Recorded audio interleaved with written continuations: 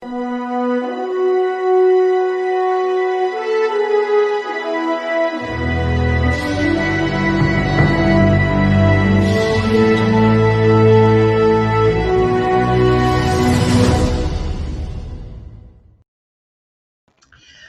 happy Saturday, everybody. This is rather a special day, special occasion. We don't normally broadcast on Saturday, but we're doing a Saturday special edition today, episode of The Today Show. I'm Dr. Laurie Davis, your host.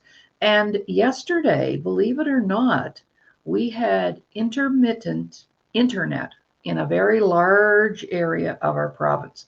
And I know this has happened in other provinces too. So I couldn't figure it out. I thought, oh my gosh, maybe I didn't pay my bill. And then I thought, I checked out. Oh yeah, I did. I always do. And so it was very difficult to broadcast. So we started the show and then we decided to close it down and redo the show today because our guest, Sylvia Somerville, was available for today. It's a beautiful, hot, sunny day here in Alberta and unusual temperatures, just like California down there, burning up. Wow. And I don't know, whatever the weather is in California, we seem to get the same kind of weather. If it's cooled off down there, it cools off up here. So we're pretty close, I guess, on the coast. And that's kind of how things go. But never mind wasting time talking about the weather, because we have so much information that we want to share with you from our guest, a good friend of mine. And she was here this time last year. And my niece was married last year in September. And Sylvia took my husband and I to the park and we had a beautiful photo taken. That was a year ago. I can't believe it. And I thought Sylvia was never going to go home. She just came and then she flew home and had her eye appointment and flew back. And oh my gosh, she was here for the fall. It was beautiful.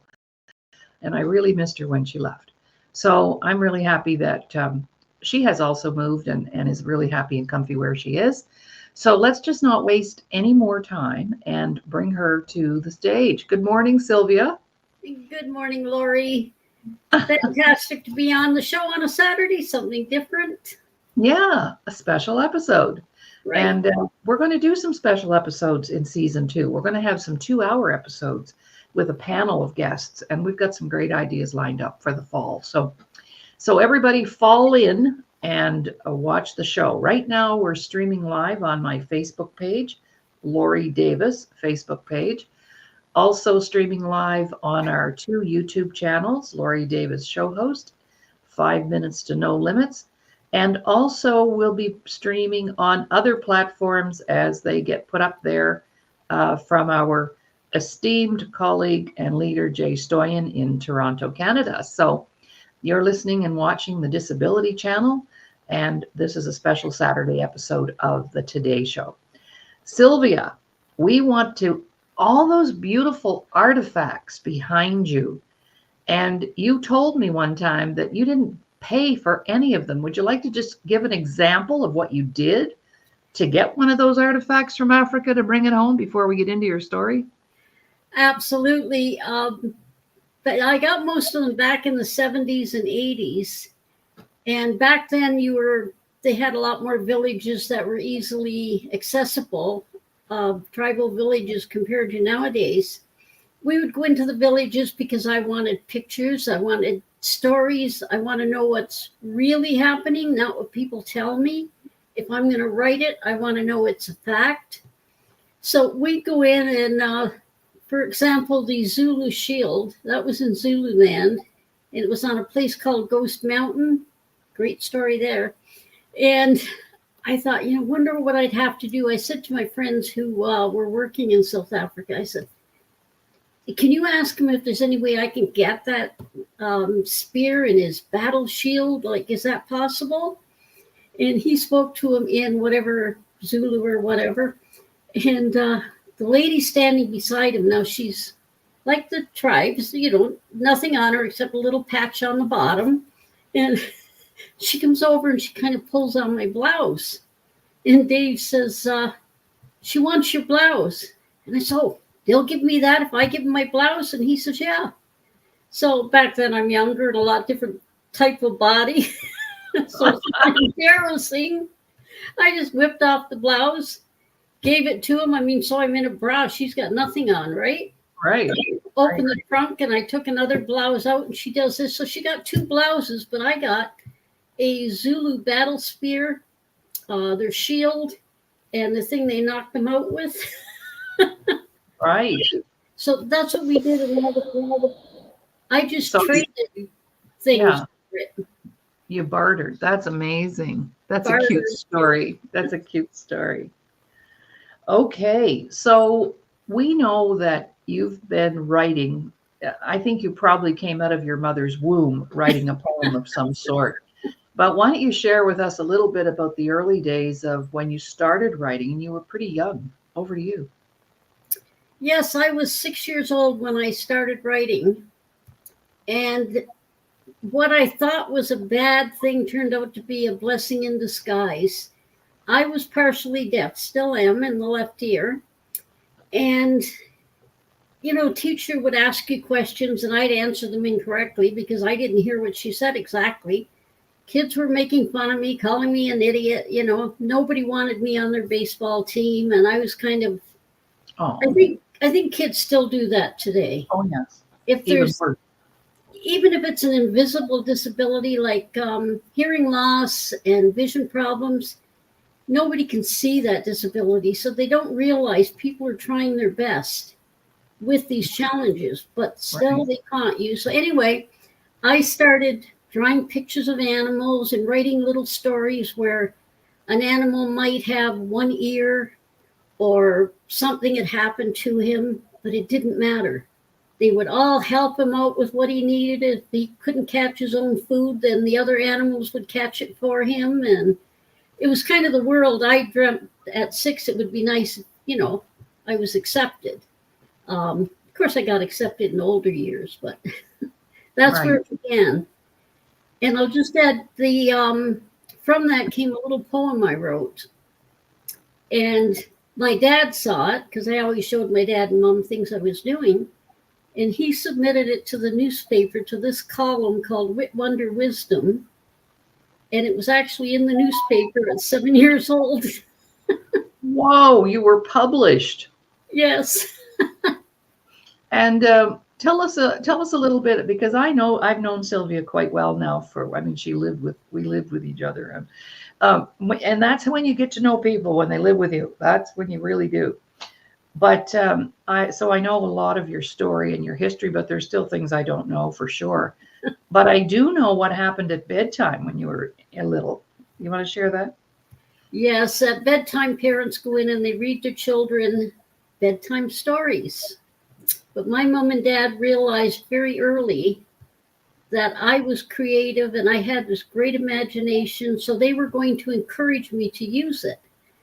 When they come into my bedroom, they might say, tell me a story about a snowflake, or tell me a story about a bear, or whatever. And my mom said, no hesitation. I just start talking, and there was the story. Wow.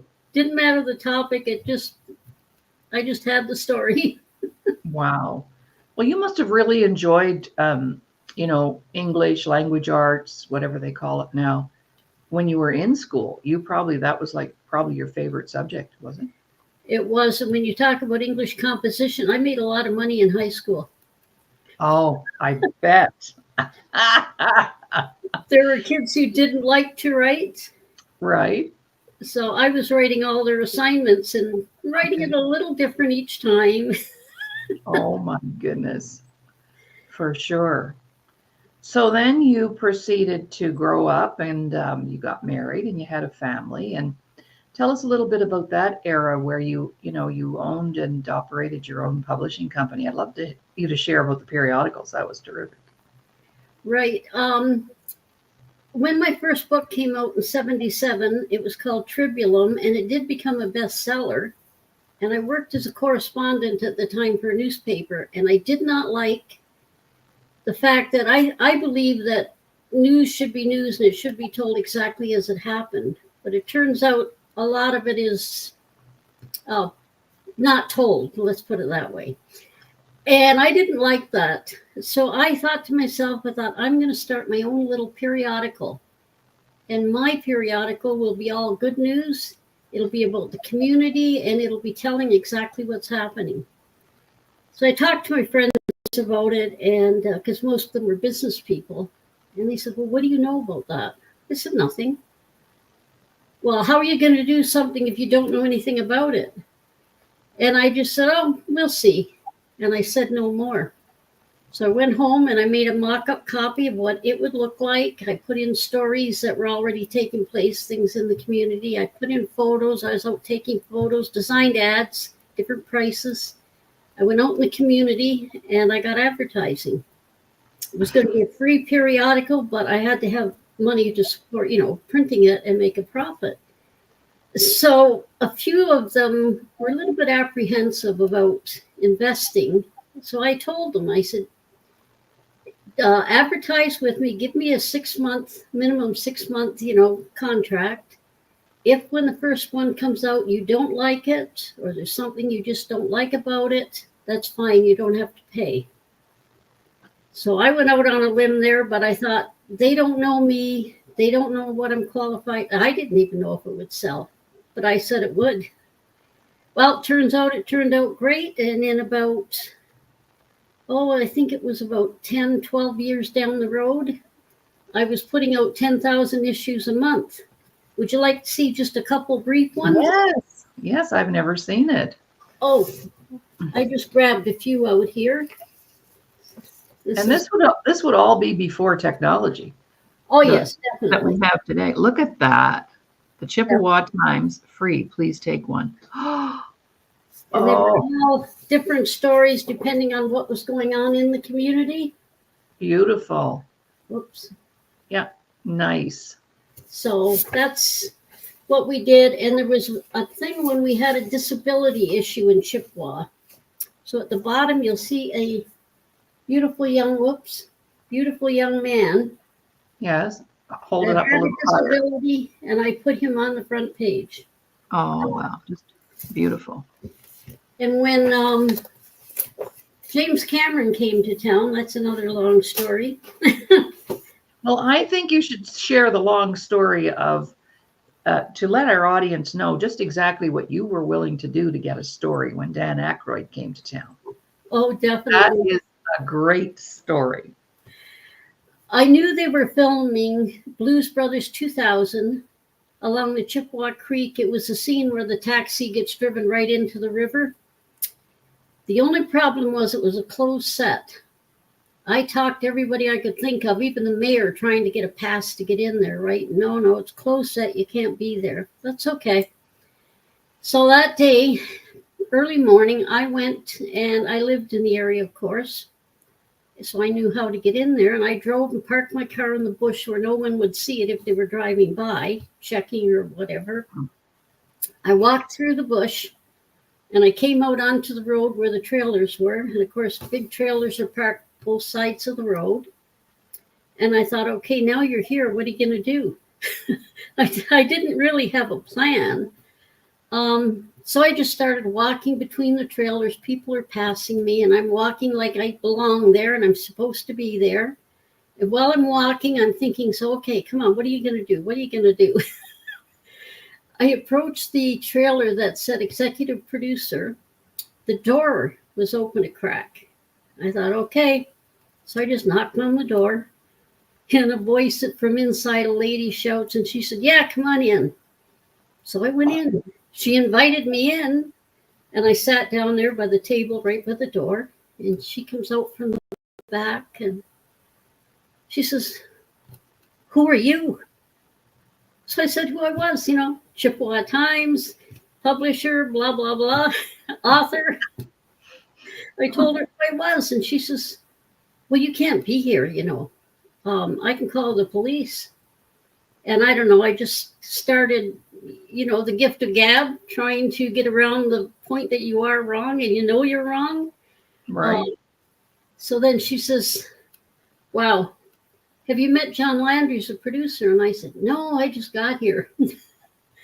She walks me, and then she said to me, I had a camera, and she said, you have to hide that camera. She said, or I'm in big trouble.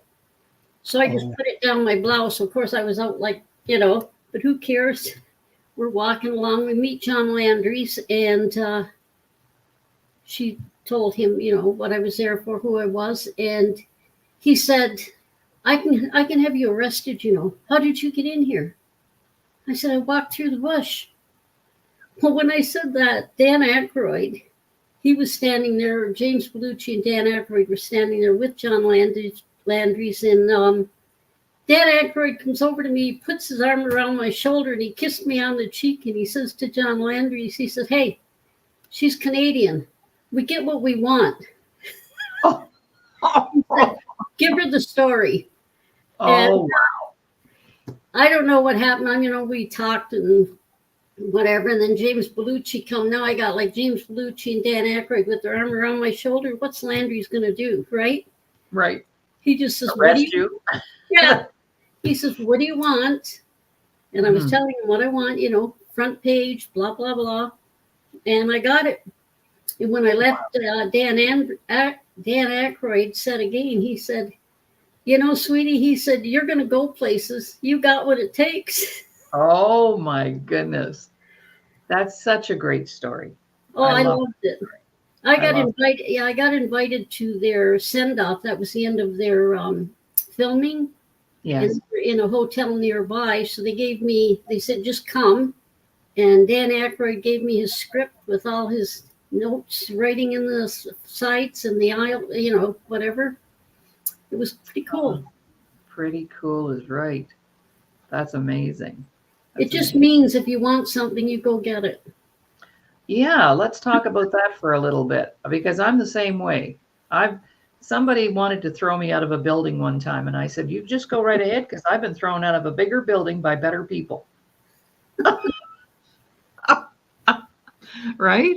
Yep. And you just keep knocking on the door. So let's talk now about your books. We're going to take a little break. And when we come back, let's talk about the books that you've created and published, and the ones that you've written and you're writing and you're going to write. And we'll be right back after this 30-second break. And this is where I keep saying, if you want to promote your books, an event coming up, your business, we've got a heck of a deal right now for people who want to come on the show and have you be part of our show by advertising. And I should probably have Sylvia doing this job, because she obviously knew how to get advertising for that periodical. Really? Okay. Maybe I'm the wrong person. All right, here we go. The day is set. Join us October 12th, 2024 at Carrigan Arms for our next fundraiser in honor of veterans, the Invictus Games in British Columbia, Canada, and TDC Employment Program Enrollment. For more information, email us at info@thedisabilitychannel.ca. Introducing Veteran House Alliance International Monthly 50/50 Raffle. Purchase your ticket today, link on display, and have a chance to win cash and help a great platform supporting veterans. Welcome back, everyone. I'm Dr. Laurie Davis, and you're watching a very special Saturday episode of the Today Show. And we normally don't broadcast live on Saturdays, but we just couldn't let the week go by. We had intermittent internet. That's why they call it intermittent. Yes. Yesterday, and couldn't complete our broadcast. So we decided to do a show this morning.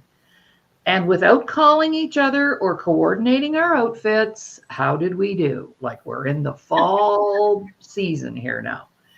All right. So let's talk about your books and how they, progressively were written. Was it from, let me ask you this question first. What inspires you to write a book or a story? What is the inspiration that is necessary? Is it based on true life? Is it stuff you've made up? What do you like? Let's have you share some things around that, because that would be important. Coming from somebody who has 32 books under their belt. Over to you, Sylvia. The majority of my books, I'd say 90%, are true life. I do sometimes change the names, because it's just better that way. But it's all actual things that have happened. And the reason I write is I've had a lot of challenges in my life. Nothing I couldn't overcome. Nothing you can overcome. And I figure if I could put these stories down and on paper and people read them, so many people out there are afraid, they're going through things, they get disappointed, they get depressed. And I am hoping that I relate to the words in my books as seeds that I want to plant, hoping that they're going to blossom. Someone's going to read the book and say, you know what? She got through that. I can too. Like, I want to encourage people just because things are going bad. And trust me, I've seen a lot of those days. We all have. Right. And you just have to persevere. Sometimes it's really hard. Like when my husband of 58 years marriage had passed away, I was devastated because that year I had lost my mom, my aunt, my best friend, my husband, and my 23-year-old grandson, all within a period of 6 months. Wow. It was, Whew. I never thought I would get as down as I got. Mm-hmm. And the way I express how far down I was is to say, I had to reach up to touch bottom. Mm-hmm. But you know what? You have to, a lot of people don't tell others when they need help. And I think that's the biggest thing because in the beginning I kept saying, oh no, I'm fine. Yeah, everything's cool. Yeah, I'm fine. When it wasn't. And when I finally decided confiding in friends or family, and you know what, you're never going to get through anything, including life. We all need to have friends. We all need to have a confidant, someone we can speak honestly to, and it's going to stay just with you, right? Mm-hmm. So anyway, that's why I write. I want to tell others. My book, Lost Behind the Wind Echoes, I had so many emails about that saying, thank you. I didn't think, I thought I was going crazy. Mm-hmm. But it tells you it's okay to cry. It's okay to get mad. Like, I don't think there's a person on this earth that doesn't get really, really ticked off sometimes. Well, 8.5 billion or 9 billion people, and nobody is going to escape without some kind of loss, tragedy, setback. That's life. It is. But And you took a lot of hits in a short period of time. I did. I did. Mm-hmm. Anyway, that's where all my stories come from, especially my African books. Okay. When my first trip to Africa, I was just completely, it was just so beautiful. And there's sunsets and sunrises are beautiful in anywhere in the world. But when you wake up and step out of your tent, we stayed in tents in the 70s and 80s. You did walking safaris. They don't do that so much anymore. But you step out of your tent and it's kind of foggy and cool. And the sun is rising and you're listening to the wildlife come to life and singing. And I don't know, there's just nothing like it. It's Wow. it's just absolutely amazing. Mm-hmm. Yes. So you do write poetry, you write narrative, you illustrate. I have one of your books here. I'm going to show. This is a children's series, and I think we probably sold some this morning because I've got to meet, I have a new friend, and she introduced me to her son who's in grade 3. So he's just ripe and ready for this particular series. And I'd like to mention that, you know, you do all of your own artwork. So let's talk about the work. Let's talk about the drawings and the illustrations and the covers that you've created. Because you don't just write poetry and narrative, you also illustrate. Like to have those, you know, my experience has been, well, I can write, but I can't draw a stick person, so I'll have to hire somebody to get my book cover done. No, you, my dear, do it all. Look at this. I love this. Isn't that cool? How do you feel when you look at that and know that you created that? Actually, I've never looked at it from your point of view, but looking at it from that point of view, I think, you know what? You're pretty cool. Yeah. you're pretty darn talented, I'd say. And That's so, it. and I love this page. This is my favorite page because I've read this 100 times. I read this to myself. When the animals all got their glasses, that's when they realized that elephants actually do have hair. How cool. What a great ending. Isn't that sweet? So yeah, you'll have some sales today because I know if my client said she's going to do that, she will do it. That's the kind of woman she is. Does what she says. Thank you. So you're welcome. You're welcome. That is an 8-book series. Yes. The And first available online. The last 4 are not available yet for a couple more weeks. But Okay. The first 4 are available. If you go to Amazon and just key in books by Sylvia Somerville, everything comes up. Wonderful. My books of poetry, my adventure stories, my books that just want to give a message, and the kids' books. I have to say, kids' books are my favorite. Oh, I can see why. They'd be my favorite. I have fun doing it. Yes. And your most recent book, let's talk about Jigsaw, because you worked on that for a long time and it came into fruition. So do you want to talk about what that book is about? Jigsaw, again, is a real life story. It's actually my story. And it begins in 1942 when I was born in our farmhouse in the middle of a really bad blizzard. And my dad was away in World War II. He was overseas fighting. And when he came home, now he told me stories, not too many, but he told me stories of the war. And he said, the one that really resonated with me was when they came out of the trenches and they were heading towards the front line. He was special forces, so they didn't have dog tags and things like this. They would paratroop in behind enemy lines and do whatever it was they were to do.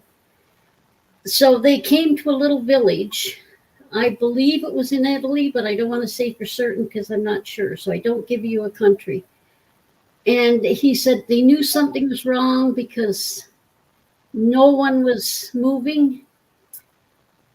But to save time, the part that really touched me, he said, while they were scanning the village before going down, he said they saw a lady come running out of a building carrying a little baby. I get chills thinking of it. And he said the soldiers followed and shot her. She fell, obviously dead, and the baby, the little child, fell down too, and the soldiers shot it. Mm. And then he said they saw these men and boys came out of the bush or somewhere nearby, and they were picking up stones, throwing them at these guys with machine guns. So obviously they were all massacred. Yeah.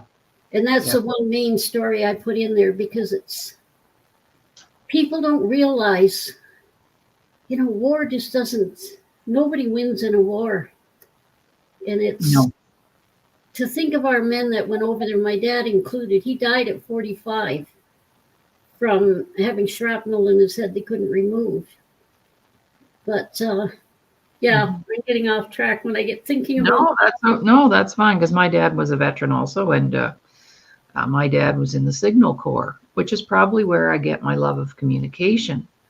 And his job, he and another guy, the only story Dad ever told about that, he and the other guy would take turns going to the front lines with the messages, right? Because that's how they did it.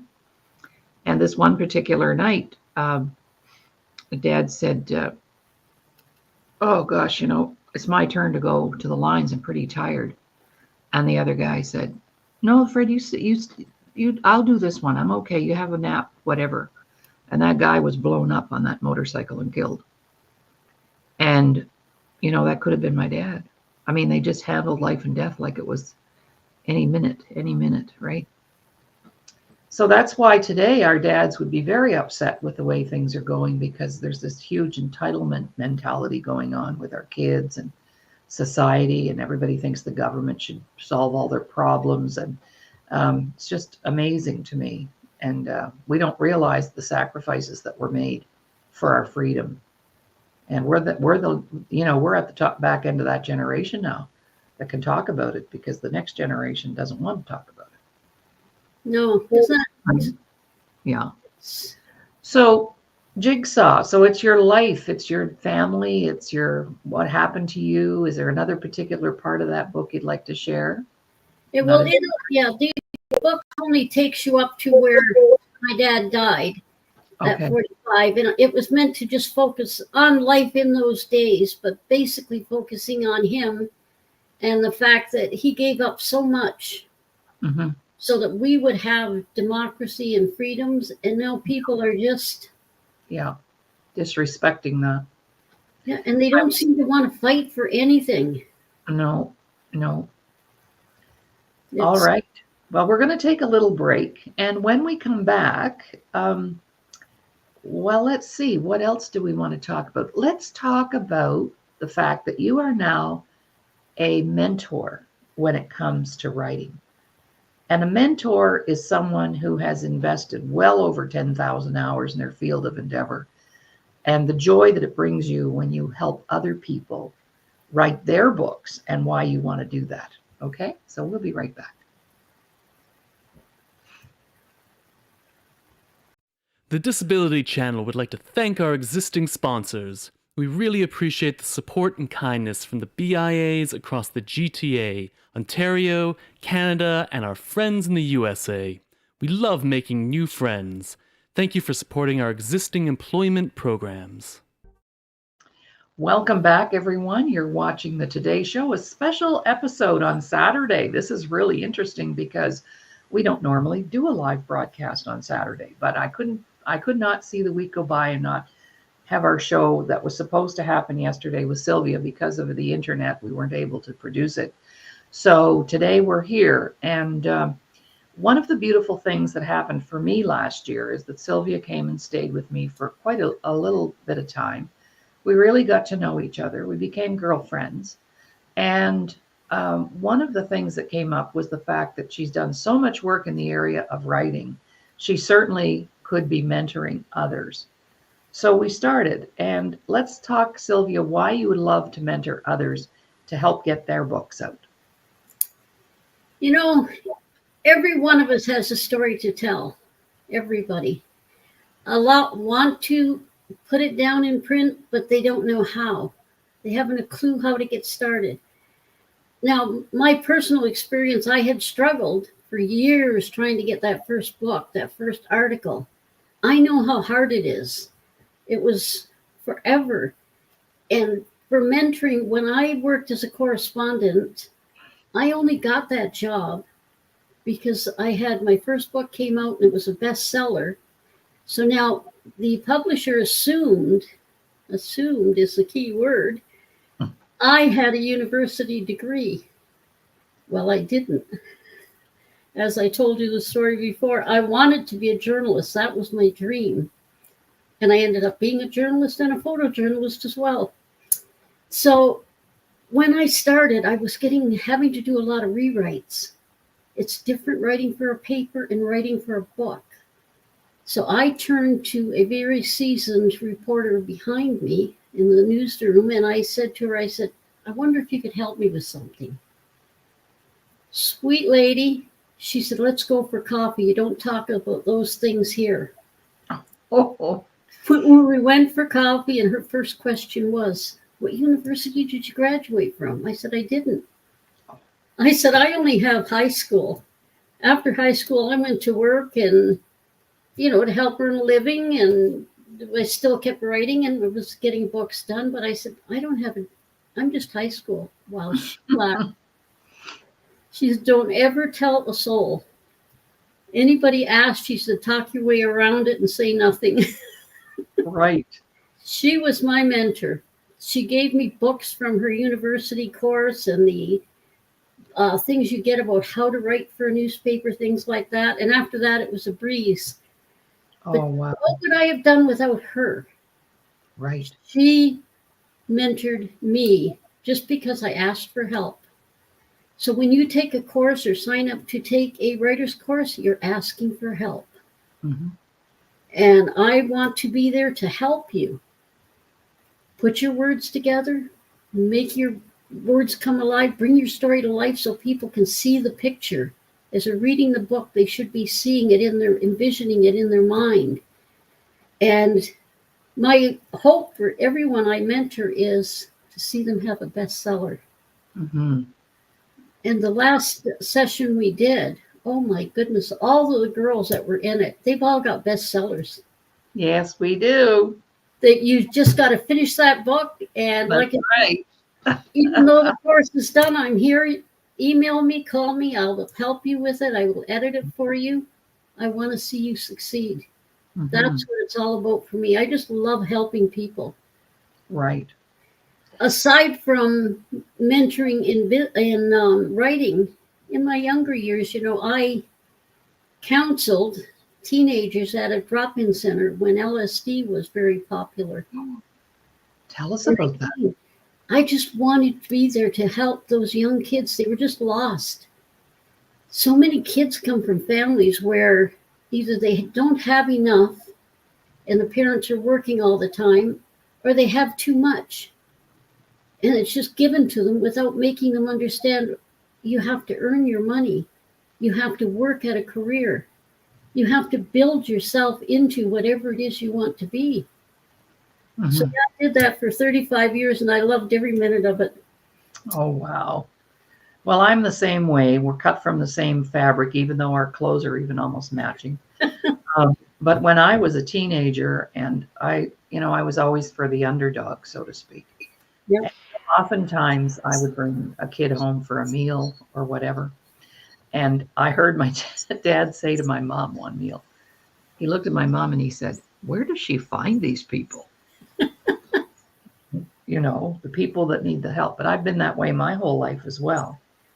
Yeah. And spent a lot of time parenting adults and supporting adults. And yeah, it's been, would I have done anything different? No.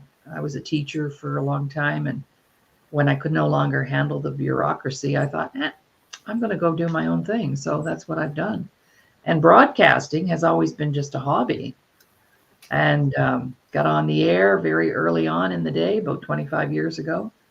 So things happen for many, many reasons, many, many reasons. And you don't realize that when you're doing that, something that you did 20 years ago was actually preparing you for today. Absolutely. Right. When you talk about helping people, when my son was in university, as we know, it's very expensive. Yes. And I was working for the summer in a souvenir store, as well as printing my periodical. I was working like 18, 20 hours a day, whatever. It was only 4 or 5 months in the souvenir business. And this young couple from war-torn Slovenia came into my shop. And they had been trying to contact relatives in Toronto. They couldn't get a hold of them. They'd been sleeping in the park. So I said to them, come back here at 5 o'clock. And I said, you go home with me. I took them home, beautiful young kids, they were like in their 20s. And they stayed with us for a month. And I kept trying to help them locate people they were trying to find, which they didn't. And their visa was running out, so they had to go back home. These kids, I'm telling you, my husband and I would go to work, come home, the house was clean, the meal is cooked, the grass was cut. Wow. It was like they were very industrious, and they would have been a benefit to Canada, right? And we tried to sponsor them, but our income just wasn't high enough. They wouldn't allow it, right? Right. So they went back to Slovenia. Mm-hmm. About a month after that, we had a phone call it was Janko and Mojca was their names. We had a phone call from Janko, the gentleman, and he said, bad news. He said, Mojca drove over a landmine going to work today. She's dead. Oh. And like that just bothers me that some of the young people that they're very energetic, they want to work. But Absolutely. For whatever reason, it doesn't work. But we tried. Right. And our friends were saying to us, are you crazy? You don't know these people. They're going to rob you. Oh, yeah. Mm-hmm. I don't care. Oh, that's right. They can't take anything I can't replace.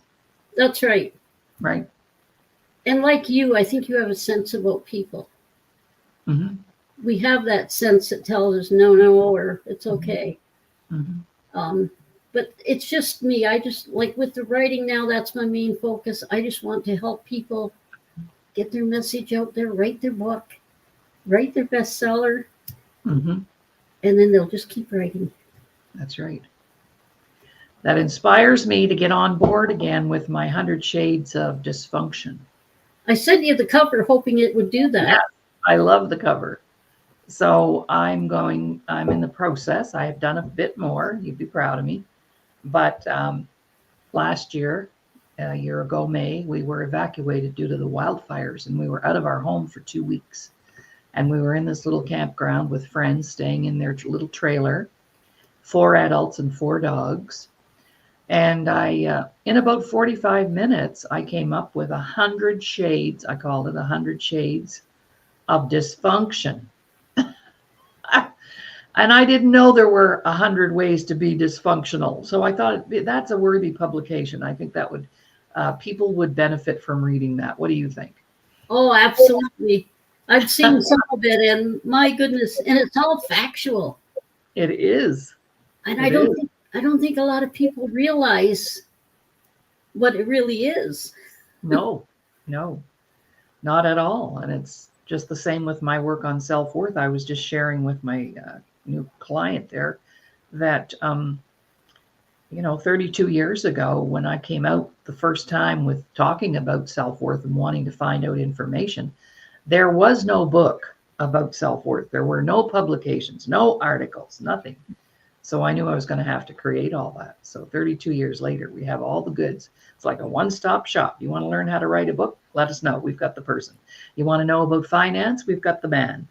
You want to know about health and wellness? We have the girls. Like, we have such a beautiful team around us right now. Yeah, it's beautiful. I'm just hoping I'm just hoping a lot of people will come to our new session, because can you imagine how great it will make them feel? No more dysfunction. Well, it gets rid of some of it because you get to write about it. And that's the point that I also would like to make and have you comment on is it's a healing process for a lot of people. What do you know about that? My book, written in, I think it was 2015, 2016, it was therapeutic for me, and I did it all in verse. It's called Lost Behind the Wind Echoes, because I was lost. This was during the time my husband was battling cancer. He battled it for 12, 15 years. And again, the government does not pay for everything. We sold our house. We used all the money from our house, all our life savings with his battle for life. And you know what some people say nowadays, don't you regret it? No. No. To me, life and love is worth anything. You can't, it's not materialistic. It's vital in life. You have to love, and you have to care, and you have to have compassion. Everything else is just materialistic. It comes and it goes. Yeah, and we're not going to be taking it with us. Absolutely. I've never seen a Brinks truck following a hearse. Me either. My dad used to say that all the time. But that's why when I wrote Lost Behind the Wind Echoes, I did it in verse, because some of it's really heavy, and then you have the good parts. Mm-hmm. If you wrote that in a book, and that kind of explains why there are different genres of books. There's a format to write a book, and depending what the book is about, how you're going to write it. If you just write the book, and there's 18 elements, vital elements. Yes. I thought I only knew 3 of those 18 things. And I thought I was a big smart, but Yes. If you don't know those and how to use them, like picking what type of book, what the format's going to be, etc., you need that. It's vital. Yes. And we know that. We know what they need. And we have secrets. And so you have to come to a retreat with Sylvia. Now, Sylvia works one-on-one. So if you'd like one-on-one coaching, she has 12 coaching sessions that she uses to share those 18 ingredients. We were worked in a group. I really enjoyed the group because I enjoyed hearing other people's stories. So we got to read each other our passages that we had written in our home assignments, etc. And you are an amazing mentor. I mean, the customer service that came along with that was just incredible. We could contact you out of hours. We could email you. We could send you a sample of something and you'd review it. So if anybody is interested in attending a writer's workshop with Sylvia, here's how you get a hold of her. And like I said, I told her, I'm leaving the nest. You continue, but we'll be here to support you and help to make it happen. So contact Sylvia. If you have a book and you want it done properly, here you go. And in short order too. It's not going to take you 5 years, right? So thank you for that. We're going to take a little break, Sylvia, and then we're going to come back and wrap up the show. And thank you for all of that beautiful information. This is where we are looking for advertisers and sponsors. We have a heck of a deal on right now. And if you want to appear on the show as part of our sponsorship here at the Disability Channel, we would appreciate that. And you can say a lot in 30 seconds. Watch this. I said, when I'm watching this little break, I'm going, is it ever going to be over? We welcome you to advertise and promote your goods and services, and or brand your logo to 34 million subscribers on Canada Talks 167. Your investment will go towards our employment programs in the media industry for persons with disabilities and veterans. Welcome back, everyone. You've been watching the Today Show, a special Saturday edition with the beautiful Sylvia Somerville. And Sylvia, I'd just like to share this with the audience and you too, because you may not be aware of it, but 20 years ago, our channel founder, Jay Stoyan, wrote a book. And he wrote a book, The Life of an Irish Street Gang Member, because that was part of his journey. And he's now our executive producer and he owns the Disability Channel. But he has been approached and I believe has been funded to turn that book into a television series. Wow. Now, did he ever dream of that? We didn't even have television series 20 years ago, but he has been approached and he's met with all the big people and so and the book is called Flanagan's and the series will be called Flanagan's. So never mind, Sylvia, we'll probably be in the series because they're going to need actors and actresses to do bit parts, right? And I told him he could put me in the series and I'd be the girl behind the bar serving the drinks because I know how to do that and I have my license to do that here in Alberta at least. So the life of an Irish street gang member, it's going to be really fun. And you so, also know how to do that with comedy. Yes, I do. I certainly do. Did stand-up comedy. That was the beginning of my professional career as a speaker, mentor, whatever. Yes, for sure. I even have the costumes, alter egos. I'm actually putting together a Larry King outfit because I want to do some shows in honor of those broadcasters who've passed on. So Larry King, Barbara Walters, these guys were all heroes of mine. You know how some people, musicians are their heroes or athletes are their heroes? My heroes were like Johnny Carson, people who were doing talk shows. I mentor, I watched that stuff for hours long before I ever was on the air. But I went, I want to grow up and be that.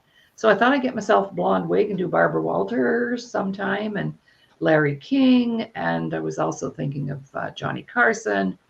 And of course, Phil Donahue just recently passed. So they all had their own different styles. Oprah Winfrey, of course, Ellen DeGeneres, they're still here with us, but everybody had their own style. But I have my own style, and I'm really glad about that. Over to you. What do you think? I think it's a fantastic idea. And when you said that about all these stand-up comedians,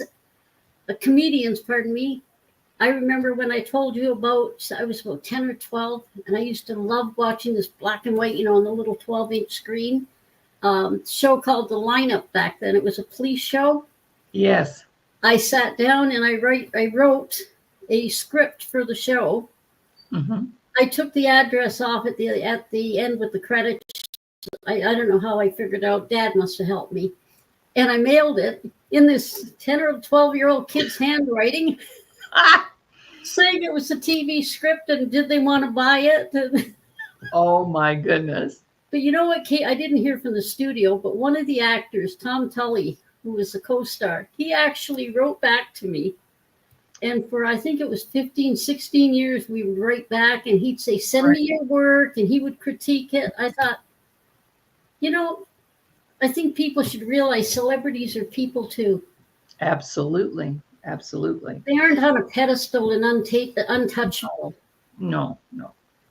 And two more people who passed away who were heroes of mine was Dr. Ruth, the sex therapist. Right. I could do her. I can do her, you know. I can do Dr. Ruth, and I can tell you why you are not making love properly. And then here in Canada, we had Sue Johansson, who was a Canadian. She had a show. She never got her first show. I think she was 78, something like that. Yeah. There's still hope for me, maybe. And she would get on the air and take calls from people, actual situations. And it was generally around their sex life. So she would take calls if a couple was having trouble in the bedroom. And she actually talked to them on the air, like told them what to do. I could do that. Because what happened with my writing? What happened with my writing? With your writing,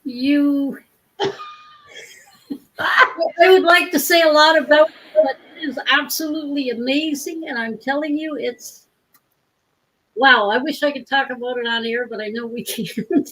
Well, sure we can, as long as we don't say any swear words. But when Sylvia would give us a passage to write, mine would always be some kind of slutty thing from a love novel or a romance novel about, boy meets girl across a crowded smoky bar. And this is what I ended up coming up with as I was in the retreat. I mean, I have some pretty serious stuff I can write about, but that's what kept coming back for me. Especially when she was starting to get very warm. Yes, exactly. We had so much fun. So here we are today. I'd like to do a Saturday special every now and again, because you know what? People are watching this because they're home today. They're not at work, so they can watch the show live.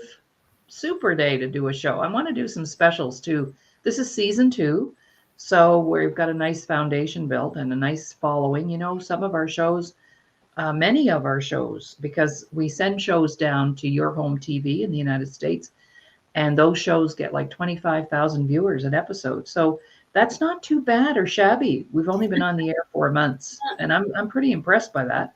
And plus we do 5 shows a week, Monday to Friday. And then I do a sports show with former NHLer Doug Smith. And now I've been approached by another sports guy for a show on football and hockey. It just keeps kind of going. They're seeing my work and they're going, hey, there's that balances out all the testosterone, right? So, and Laurie, the reason I believe that we are successful and a lot of people like us are successful is we live what we preach. Mm-hmm. We don't just tell you how to do things and then we do something altogether different. That's right. What we know and try to help you with by mentoring, like with me for writing, we are what we think. And a lot of people recently have told me, you're still writing? Haven't you quit that yet? And I do have a couple of challenges, as you know. They said, isn't it time to just stop? I said, you know what? When I'm in my deathbed, I'm going to have my pen there writing something. Here's what you're going to do with that orange blouse. You give it to Laurie because she really likes it. Well, somebody asked me the other day, aren't you going to retire ever? And I went, yes, I will. I'll be retired when I'm dead. Absolutely. And I'll have lots of time to sleep then. Right? Absolutely. So, yeah. Just live every day, guys. And, it's easy to get into the dark places and in the ditch because life can hand out some pretty nasty stuff. Oh, yeah. But there's always a way out. Just keep breathing. There's always a way out. And just enjoy what you're doing. Because, when you get to that place where you're not enjoying what you're doing anymore, that becomes very stressful. And that's why we get sick, because we're stressed, Absolutely. right? Like Well, Sylvia, as usual, my girl, it's been a pleasure. And thank you for allowing us to share our stories, and look forward to being with you in person again soon. And we've had many, many great laughs together and times together, and I've just been completely blessed with your friendship and your professionalism and everything about you. So love you. Love you. Okay, I guess we got to say goodbye now. Bye-bye. Time's up.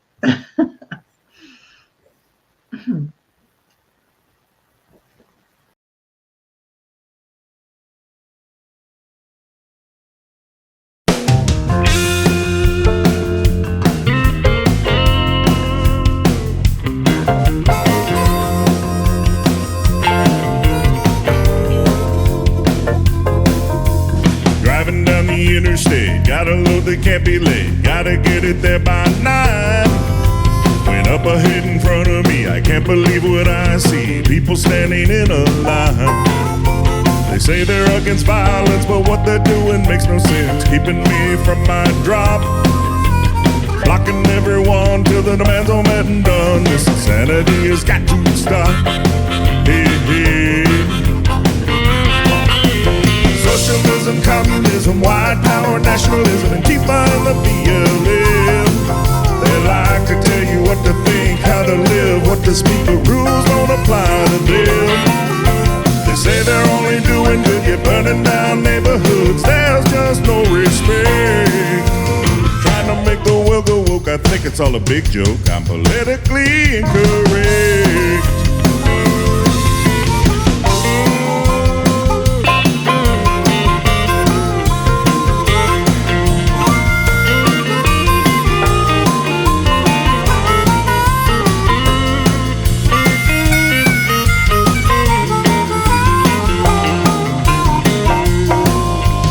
Politicians always say they're working for us every day, but got their hand on our last dime. Lockdowns, handouts, prices rising all about, while people turning their lives to crime. Liberal DAs letting criminals out today, no jail or punishment. At the end of the day, the innocent seem to pay, thanks to Brandon and our government. The fun police abolish ICE, liberals pushing this advice, there's no law and order. BP and state police told to process and release illegals at the border. Immigration, invasion, nothing on the news station, what did you expect? I guess coming to the USA and doing it the legal way is now politically incorrect.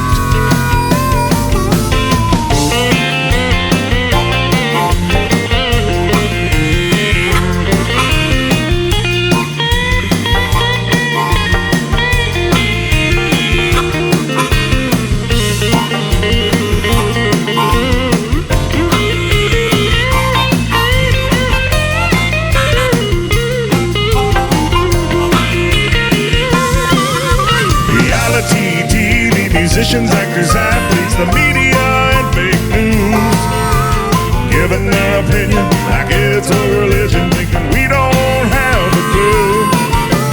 Mean tweets, fact checks, boys and girls changing sex, to this I must object. We need hard-working, bill-paying, God-fearing, and people praying. Become politically incorrect.